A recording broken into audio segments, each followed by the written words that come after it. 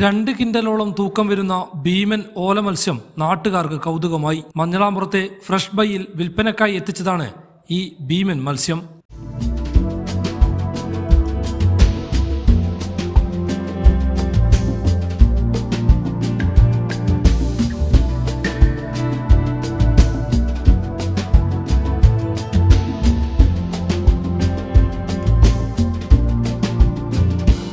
ബേപ്പൂർ കടപ്പുറത്ത് നിന്നും തോണിക്കാർക്ക് ലഭിച്ച മത്സ്യം 50,000 രൂപ കൊടുത്താണ് മഞ്ഞളാമ്പുറത്തെ ഹെൽത്തി വില്ലേജ് സൊസൈറ്റിയുടെ വിഷരഹിത മത്സ്യവില്പന കേന്ദ്രത്തിൽ എത്തിച്ചത്.